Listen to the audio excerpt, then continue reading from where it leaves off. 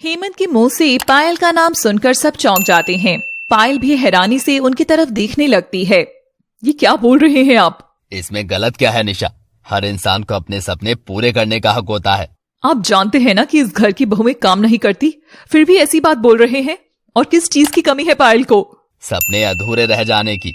हेमंत कुणाल की तरफ देखते हैं और बोलते हैं, जरूरी नहीं है कि जैसा हम सोचें सबके सपने वैसे ही हों। जैसे तुम सपने देखते हो वैसे ही दूसरों को भी सपने देखने का पूरा हक है। कुणाल पायल की तरफ देखता है जो उन सबकी बातें सुन रही थी। पायल, तुम क्या चाहती हो? मुझे हमेशा से आर्किटेक्चर और इंटीरियर डिजाइनिंग का शौक था। अगर तुम ये करना चाहती हो तो मैं तुम्हारे साथ हूँ। कुणाल? हाँ मॉम, अगर पायल ये करना चाहती है तो मैं उसका मन नहीं मार सकता। वो हमारे लिए कितना कुछ करती है।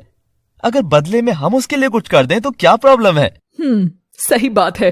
वैसे एक बात कहूँ, तुम बहुत बदल गए हो कुणाल। निशा आंखों में आंसू लिए वहां से जाने लगती है।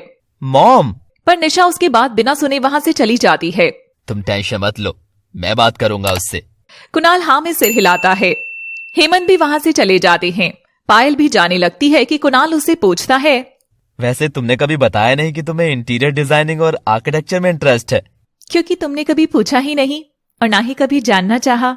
तुमने तो शादी से पहले ही कह दिया था कि शादी के बाद मेरी दुनिया सिर्फ तुमसे और तुम्हारे परिवार से होगी। अगर कोई और चीज हो तो मैं उसे वहीं छोड़कर आऊं। ये कहकर पायल वहां से चली जाती है। कुणाल के कानों में उसके शब्द गूंजने लगते हैं।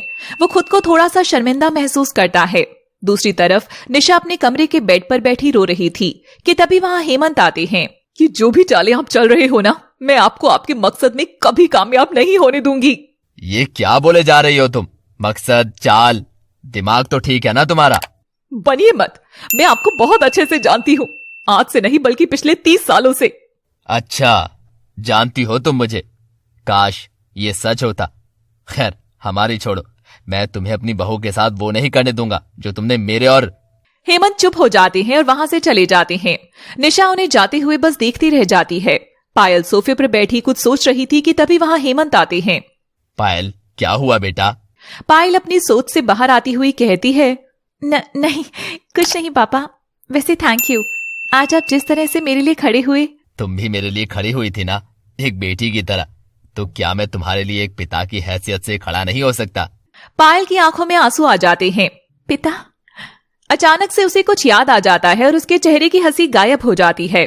पापा मैं आती हूँ, अभी कुछ काम याद आ गया। वो ये कहकर वहां से जल्दी से चली जाती है और कमरे में आ जाती है। कुणाल सो चुका था। वो उसके पास आकर खड़ी हो जाती है। ना जाने मुझे कब तक ये सब करना होगा। बेचारे पापा, उनका भी दिल दुखाना होगा। वो रोने लगती है। थोड़ी देर यूं ही रोने के बाद वो अपने आंसू पोंछती है और कहती है, नहीं, मैं कमजोर नहीं पड़ सकती, किसी भी कारण से नहीं। जिस मौके की मुझे इतने दिन से तलाश थी वो खुद ब खुद मेरे पास आ गया है। मैं जज्बाती होकर उसे ऐसे नहीं गवा सकती।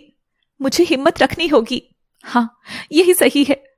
ऐसे ही एक हफ्ता गुजर जाता है। कुणाल की हालत में काफी सुधार था।